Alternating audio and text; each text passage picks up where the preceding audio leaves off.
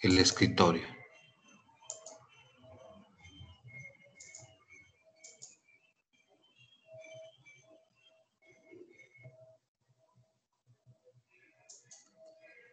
Si ustedes recuerdan, perdón, ya aquí deben estar viendo el escritorio. Sí, sí se ve, ya se ve. Muy bien, entonces, si ustedes recuerdan, dijimos que las operaciones de separación son transformaciones físicas. Las operaciones de separación son transformaciones físicas y caen dentro de lo que nosotros llamamos operaciones unitarias. Estas operaciones podían ser mecánicas o por transferencia de masa, ¿sí? Y entre las mecánicas se encuentran la filtración, la decantación, el tamizado, la centrifugación. No significa que sean las únicas, ¿de acuerdo? Y luego, entre las operaciones unitarias de separaciones mecánicas, donde ocurre el fenómeno de transferencia de masa, pueden presentarse coexistencia de fases gas-líquido. En ese caso tenemos algunos de los ejemplos, no son todas, tenemos la destilación, la absorción, la humidificación. Pero también tenemos la coexistencia de las fases gas sólido. En ese caso tenemos el fenómeno o la operación unitaria de adsorción, que es una operación de separación. El secado también es otra, ¿sí? La cromatografía, bueno, hay bastantes, ¿no? Entonces tenemos también la coexistencia de de fases líquido-sólido. En este caso tenemos el intercambio iónico y la lixiviación como ejemplos, digamos, clásicos. Y la coexistencia, las operaciones unitarias de separación, entre ellas pueden ocurrir coexistencias de fases líquido-líquido y tenemos en ese caso como ejemplo la extracción. ¿Sí? Hablamos un poquito de cada una de ellas. Primero, decíamos que la transferencia de masa, debemos entenderla como la migración iónica o la migración de masa de una zona de alto potencial a una zona de bajo potencial. Y decíamos que ocurre a nivel molecular.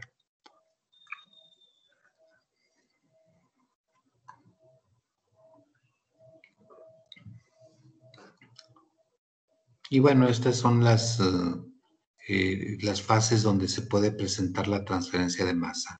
Gas líquido, gas sólido, líquido sólido, líquido líquido. Fíjense bien, no significa que, bueno, esto no significa que no haya transferencia de masa de una fase sólida a otra fase sólida. ¿Sí?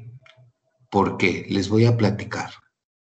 Hay un fenómeno que se llama soldado molecular, donde dos metales por compresión se unen. Esa unión se ha visto que ocurre a nivel de la matriz molecular. Entonces, sí se puede hacer que haya transferencia de masa de una zona, de una fase sólida a otra fase sólida, en el caso de los metales. ¿De acuerdo? Otro ejemplo es, déjenle pienso, ¿sí? Muy bien, entonces vimos la destilación, hablamos que de la destilación era muy importante el punto de ebullición, pero era el que determinaba, en realidad quien determinaba la separación de las fases líquido-vapor, era el gradiente o la diferencia en las presiones de vapor.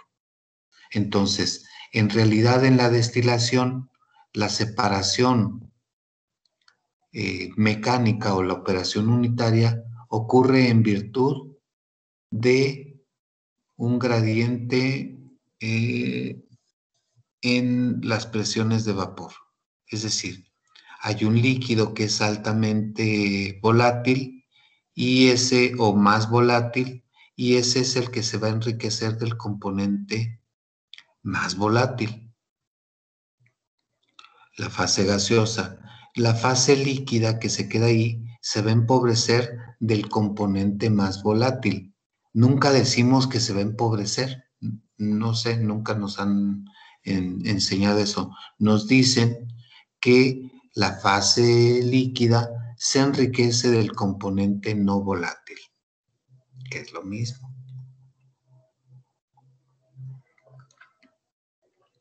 Y luego vimos, digamos, el ejemplito de la destilación. Teníamos nuestra mezcla líquida,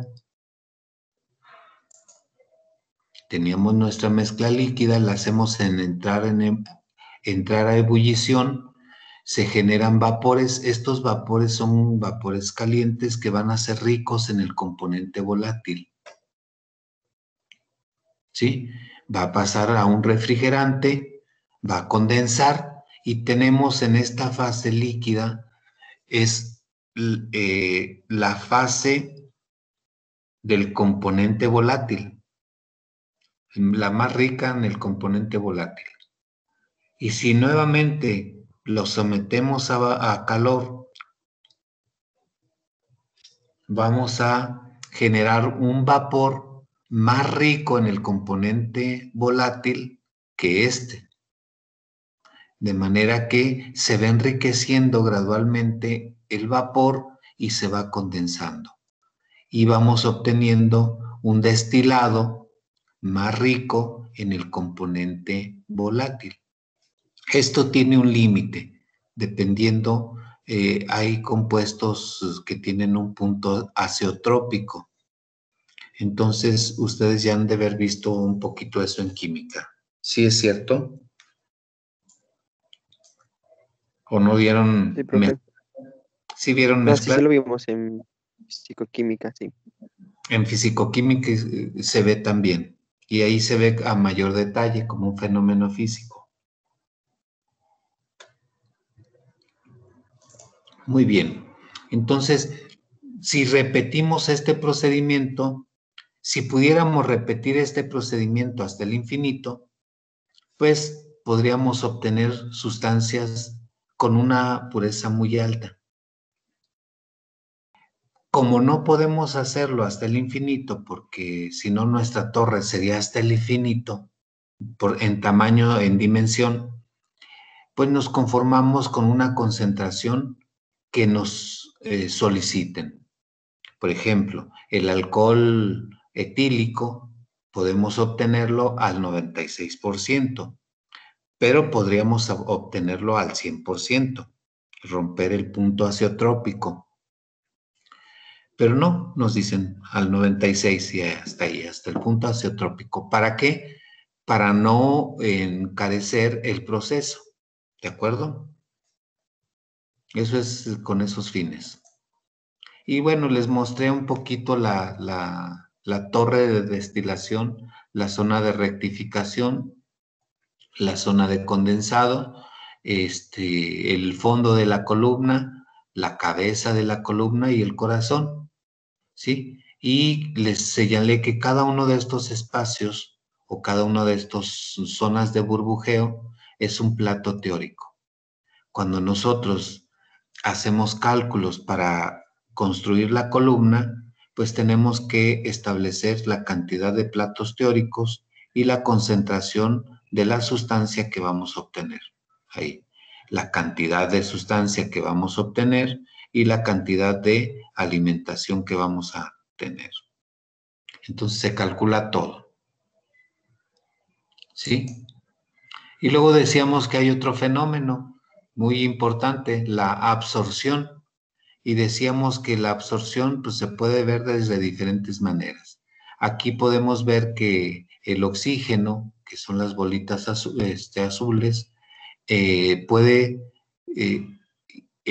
oxígeno presente en el aire y la sangre, puede haber un intercambio gaseoso ahí. En términos generales, decimos que esta figura es una sangre no saturada de oxígeno, y al no haber oxígeno en la fase líquida, pues comienza a haber migración de la zona gaseosa del aire hacia la sangre y comienza a introducirse el oxígeno en sangre. Entonces, pero si aumentamos la cantidad de oxígeno en sangre, pues va a llegar un momento que se sobresature, puede sobresaturarse, ¿sí? Esto es una manera de hacerlo. En una columna de absorción lo hacemos de esta manera. Tenemos aire con amoníaco y no queremos tenerlo en el aire, lo queremos tener nosotros en otra, para manejarlo de manera más cómoda.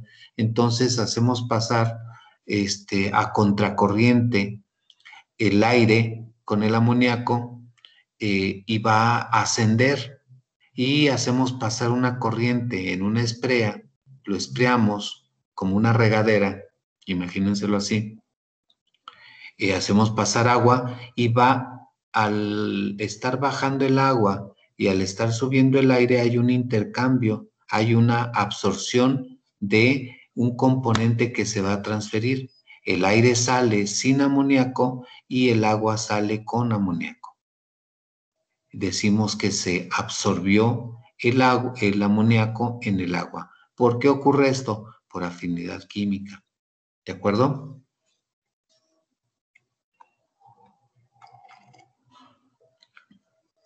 Dijimos que estas columnas se empacan al azar con pequeños anillitos, que son anillitos Rashi, anillos leasing, o las sillitas de montar, y que tienen diferente forma. La idea de esto era tener un área superficial lo más grande posible, y se calcula el tamaño de estos anillos.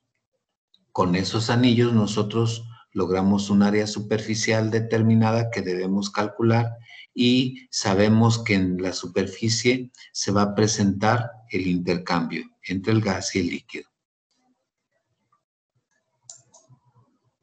Tenemos el proceso contrario, el de desorción. Nosotros hacemos pasar aire con amoníaco, pasamos una corriente gaseosa, una corriente de agua, y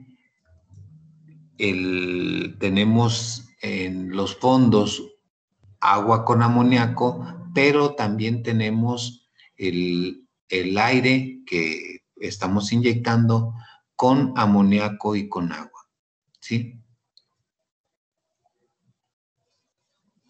El amoníaco pues fue absorbido por la columna de agua. Y bueno, empíricamente se sabe que el amoníaco es muy afín al agua. Si tenemos agua y hacemos pasar una corriente de amoníaco, pues el agua se convierte en un almacén de amoníaco, ¿sí?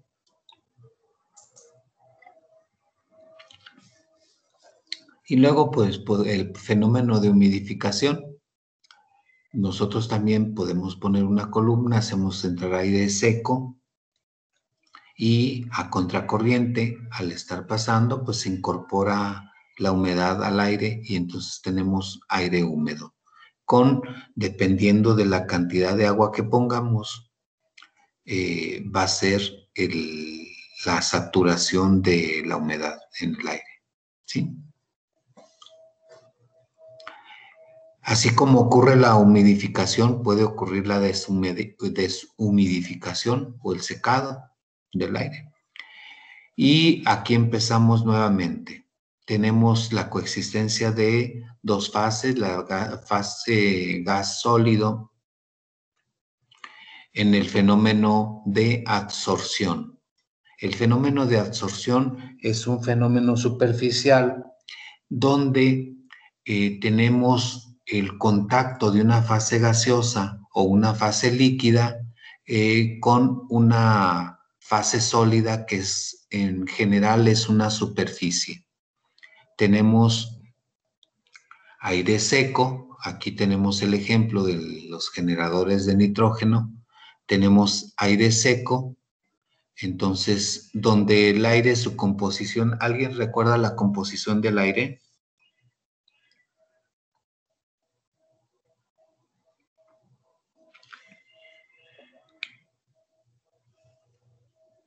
¿Nadie? ¿Químicamente, profe? ¿O Sí, sí, la composición del aire. oxígeno, Muy bien, nitrógeno? nitrógeno y gases Mm, nobles, ¿no? Un porcentaje bueno, muy pequeño. ¿Recuerdan los porcentajes? 79 y 21. 79% nitrógeno y 21% oxígeno.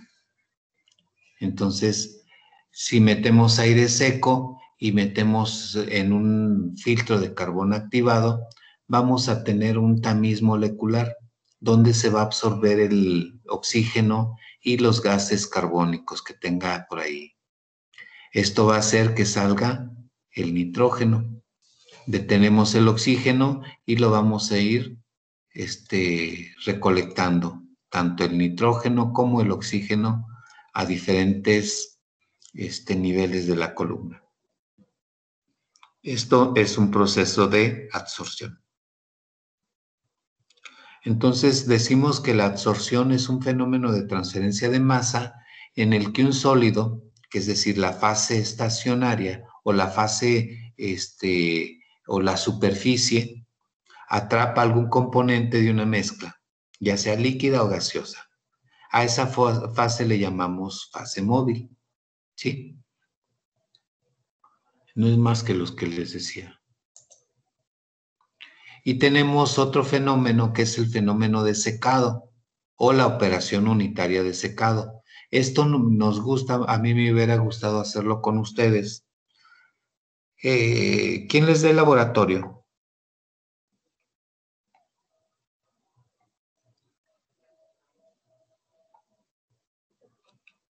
La doctora Magdalena. Magdalena, Samantha. Sí. ¿Ya les puso a hacer el secado de materia orgánica en el sol? Creo que no estoy segura. ¿Cómo que no sabes? Bueno, una de las prácticas es hacer esto exactamente. Decimos, muy bien, vamos a estudiar el fenómeno de secado. ¿Cómo lo vamos a hacer? Vamos a agarrar un material biológico cualquiera, el que ustedes quieran. Piensen, por ejemplo, en jitomate o en alguna fruta. Pepinos, sandía, manzana, y lo rebanan a cierto espesor, a un espesor conocido. Digamos, 4 milímetros. Rebanadas de 4 milímetros o 5 milímetros. Entre más delgada, pues es mejor. O la papa, simplemente. Bueno, la cortamos toda procurando que sea del mismo tamaño. Se mide el tamaño y se pesa recién cortada. En ese momento se pone en una bandeja como esta. Una bandeja. Esa bandeja puede ser una malla de alambre, puede ser una tela de nylon, algo que soporte el material biológico. Y se deja al sol durante un tiempo, pero se va pesando el material cada 15 minutos o cada 10 minutos para ver para construir su curva de secado. Cuando hacen esto, se encuentra que la velocidad de secado pues es una curva, ahí se ve recta, pero es una curva sigmoidea. y pues lo hacen muy bonito porque los materiales biológicos son, al principio se deshidratan rápidamente con el sol y dependiendo del diseño geométrico que ustedes tengan, pues pueden acelerar o retrasar el secado. Entonces, hay algunos de sus compañeros que lo han hecho como especies de peceras y con espejos o simplemente las mallas al sol con vidrios como vitrinas, de manera que se generan corrientes de aire caliente al interior y esto hace que seque más rápido, ¿sí? Entonces, bueno, pero eso se hace empíricamente y es una forma de mostrarles que efectivamente el secado es importante.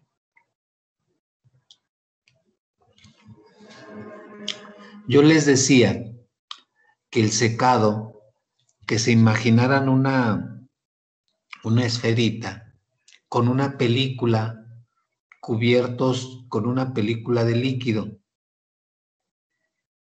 Si nosotros metemos calor ahí o cambiamos la temperatura, vamos a ver que la película se hace más delgada, si fuera una esfera.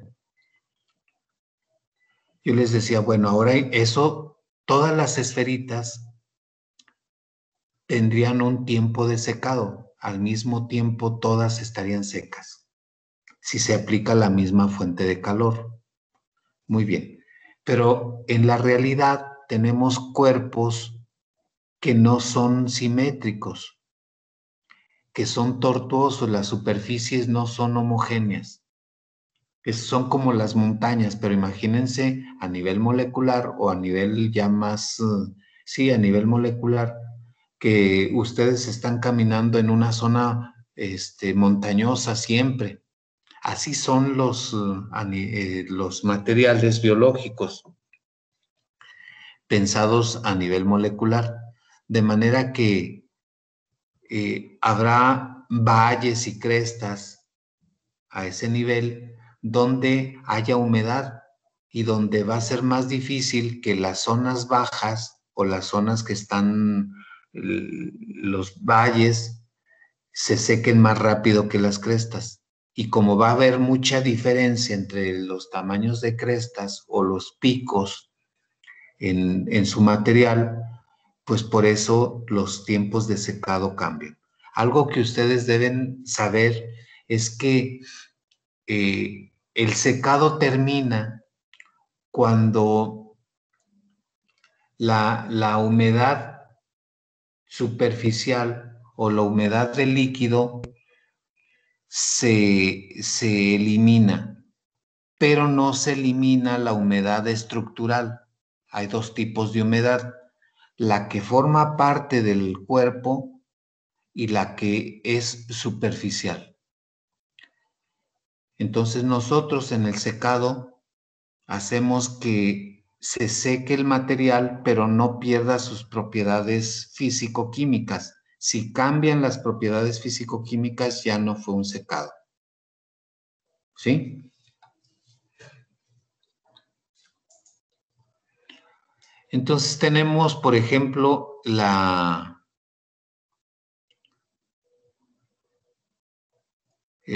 coexistencia de, por ejemplo, sólido-líquido o de líquido-sólido, el proceso de desionización de aguas con zeolitas o con resinas, no va a ser más que Tenemos un reactor, este es un reactor, o sí, el reactor aniónico o catiónico.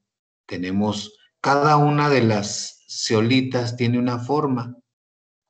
Aquí no la ponen, las resinas son esféricas, resinas iónicas, es decir, aniones y cationes, es decir, resinas aniónicas, resinas catiónicas. Entonces están cargadas, ¿sí? Podemos tenerlas cargadas y al pasar el agua dura nosotros detenemos ahí los minerales o las sales. Algo que deben tener bien claro es que esta agua dura no es el agua de la red municipal. Si nosotros pusiéramos el agua de la red municipal aquí con 1 litro, pues saturaríamos esto, porque tiene gran cantidad de sales.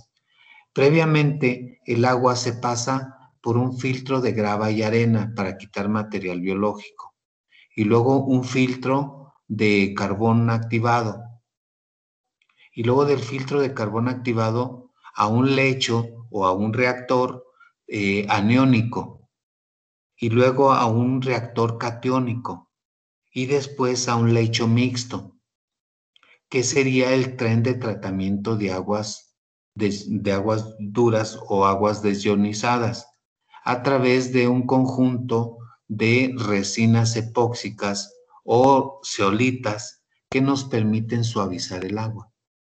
¿Sí estamos?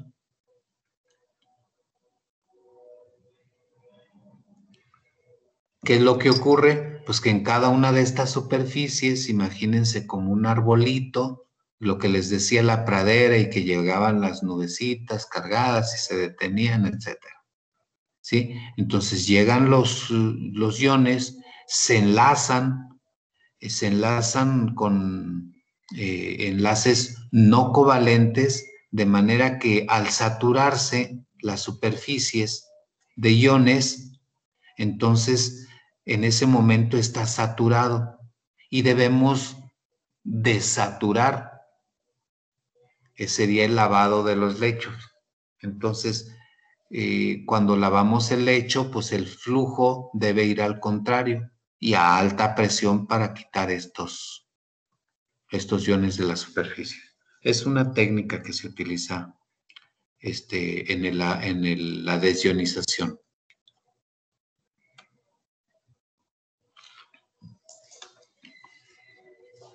Y luego tenemos otra operación unitaria, que es la lixiviación. Yo les había hablado del café, ¿verdad? Habíamos visto que el café tiene los sabores y los olores están ahí presentes en el grano de café. Trituramos el café, es decir, el grano lo rompemos para que haya una mayor área de contacto entre la fase líquida y la fase sólida, y luego hacemos pasar agua caliente a través de ese lecho de café triturado. Por supuesto, está primero tostado y luego triturado. Cuando eso ocurre, va a haber una extracción selectiva.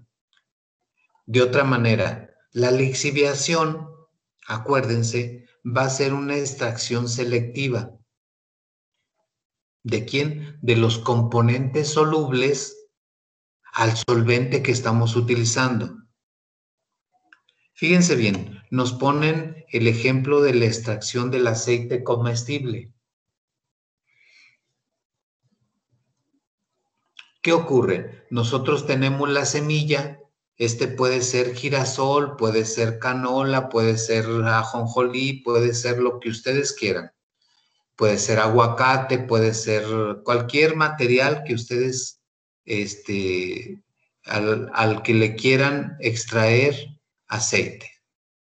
El girasol, porque bueno, tiene gran cantidad de aceites en la semilla, pero puede ser nuez, puede ser almendra, puede ser lo que ustedes quieran, ¿de acuerdo? Incluso pueden ser avena, otro tipo de plantas. Ya eso se deja a criterio. Entonces, utilizamos o se utiliza, la forma clásica es con el hexano. El hexano va a ser un disolvente para extraer el aceite de la semilla de girasol, en este caso. ¿Qué es lo que hacemos? La semilla de girasol se tritura. Si no la trituramos, va a ser muy difícil que el hexano penetre al interior de la semilla, al material biológico. Entonces, trituramos esto a cierto nivel, a cierto tamaño de grano, para que haya un contacto íntimo entre el material biológico y el solvente. Lo hacemos entrar en contacto y aumentamos la temperatura.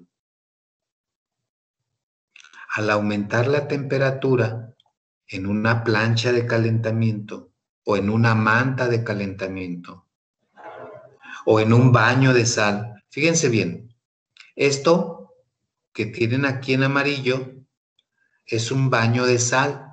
¿Por qué nos gustan los baños de sal? Porque son mucho más efectivos para mantener estable la temperatura. Llevamos nuestro baño de sal a una temperatura determinada y a esa temperatura se va a mantener durante mucho tiempo. ¿Sí? Entonces, al momento que nosotros estamos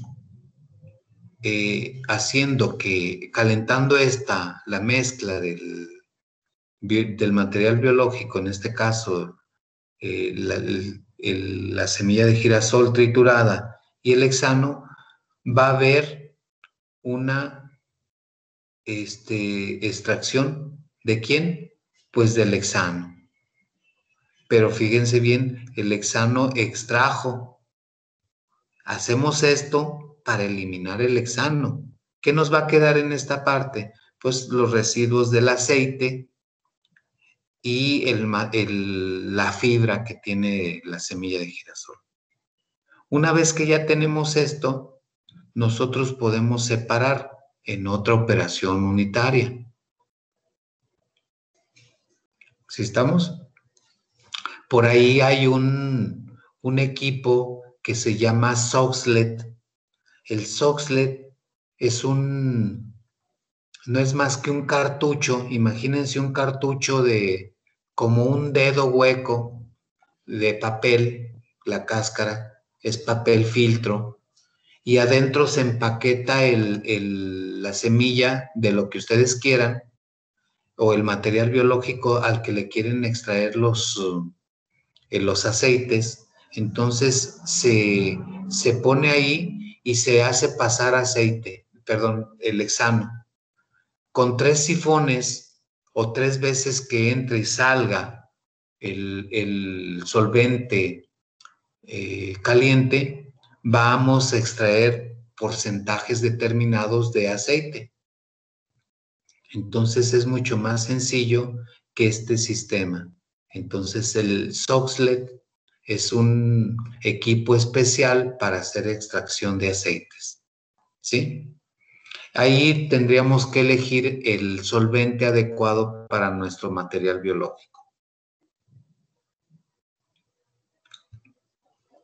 Uno de los más socorridos o de los más usados es el hexano porque se puede eliminar posteriormente de manera muy fácil. Tenemos aquí en otro sistema lo que es la extracción líquida. ¿En qué consiste? En poner en contacto 2 fases,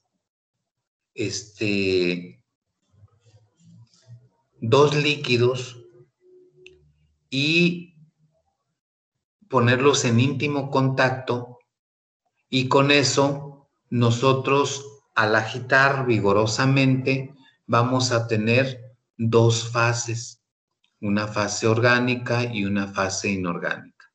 O son 2 fases inmiscibles, pueden ser inorgánicas las 2 o orgánicas las 2.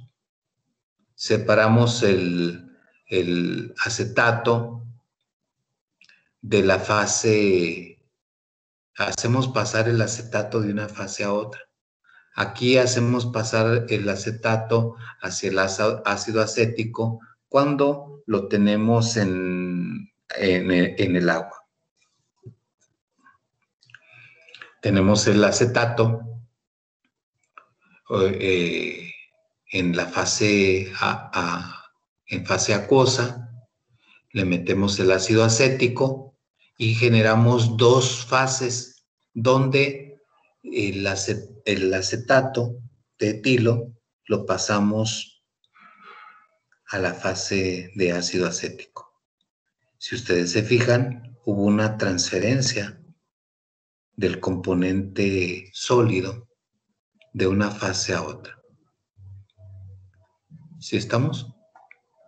Entonces, ¿qué es la extracción líquida? Es la separación de dos o más componentes de una solución líquida cuando se ponen en contacto con otro líquido inmiscible. La idea ahí es que sean líquidos inmiscibles, porque si son líquidos miscibles, pues no hay separación.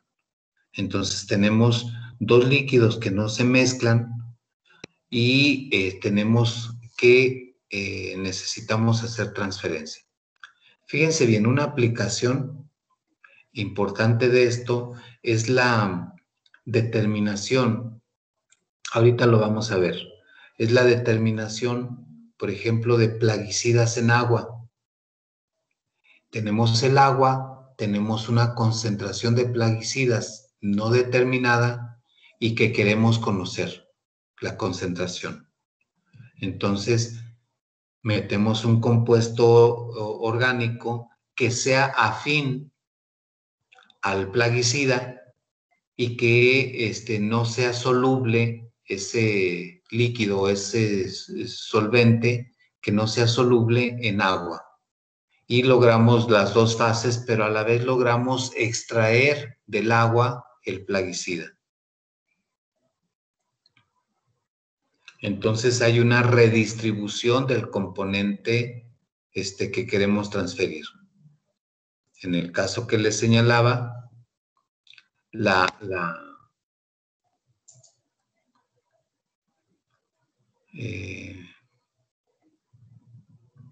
el plaguicida. Muy bien. Tenemos la filtración también. La filtración no es más que esto, es pasar una corriente líquida por un soporte perforado y esas perforaciones van a ser de determinado tamaño, de tal forma que al estar en contacto esta mezcla y al ponerla en esta zona va a pasar los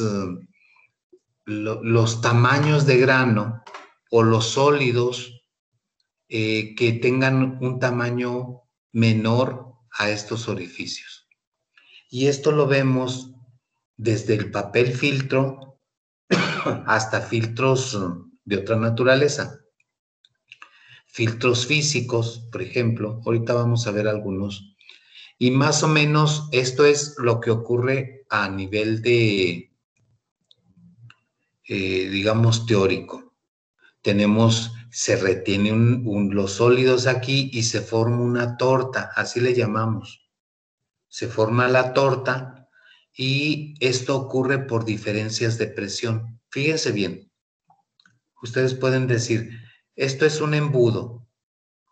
Esta es la parte donde ponemos la mezcla del sólido líquido que queremos filtrar. El tamaño de los poros pues va a permitir separar a todos los materiales sólidos de tamaño mayor a este poro. Entonces, cuando ponemos la mezcla aquí, se genera una alta presión sobre esta zona. Y acá abajo no hay presión. Esa diferencia de presión es la que permite que se dé el fenómeno de filtración. ¿Por qué ocurre esa diferencia de presión? Pues porque estamos en un campo gravitatorio y porque en esta zona saturamos con la mezcla líquida sólida.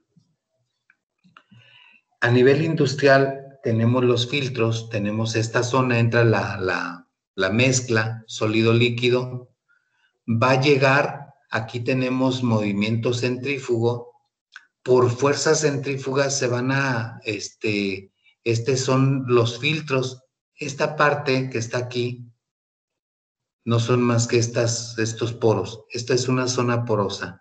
Al girar, va a hacer que el líquido pase a esta parte, va a ser un líquido claro y a la parte de abajo van a quedar los sólidos. Sí, es un sistema muy sencillo. No sé si los ubico en este filtro. Es exactamente esto, pero por fuerzas centrífugas.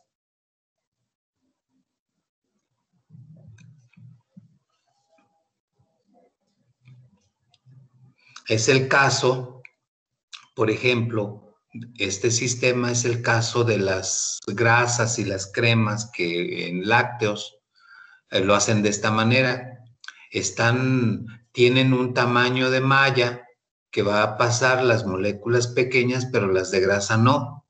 Entonces esto hace que la grasa se quede ahí, esa grasa le llamamos crema y va a pasar la leche descremada en esta zona, en la zona azul. ¿Sí estamos?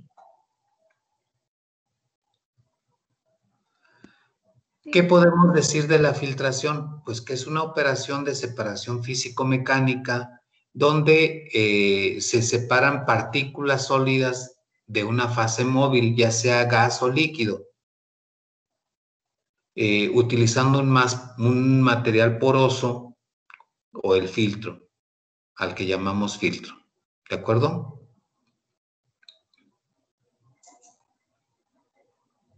La filtración puede ser de diferente tipo. Uno puede ser por gravedad y otro al vacío. Cuando hablamos de la filtración por gravedad, hablamos de los filtros que normalmente conocemos, con papel, filtros, el embudo. Tenemos el papel, el embudo, tenemos nuestro líquido a filtrar y pues tenemos nuestro líquido libre de sólidos. Y aquí se queda la torta en esta parte. Otro filtro podríamos hacerlo, como les decía, grava y arena. Si hacemos pasar en esta parte por la parte de abajo, yo lo haría pasar por abajo, tenemos, no, si es por la parte de arriba. Hacemos entrar el agua, va a entrar a la zona de la arena, va a descender y va a llegar a la zona baja donde tenemos, por supuesto, tamaños medidos de la arena, más o menos homogéneos, y va a estar saliendo el agua sin material biológico, sin partículas grandes aquí. Y pues esto es un filtro de grava y arena. Tenemos el agua, tenemos la arena y tenemos la grava, gravilla y grava. Si se fijan, gradualmente vamos de un tamaño pequeño de partícula, un tamaño más grande y un tamaño mayor. De esta manera nosotros eliminamos materia orgánica y nos aseguramos que aquí no haya material biológico. Si la salida, en lugar de tener el grifo de esta llave aquí, la conectamos a otro filtro, pero ahora que sea de carbón activado, quitamos algunos compuestos químicos como el cloro. Y nuevamente se le da un filtrado porque es más fino el carbón activado que la arena, ¿de acuerdo? Entonces es un filtrado más fino. Y así, pero es por gravedad, es lo que quiero señalar. Y es un método muy sencillo.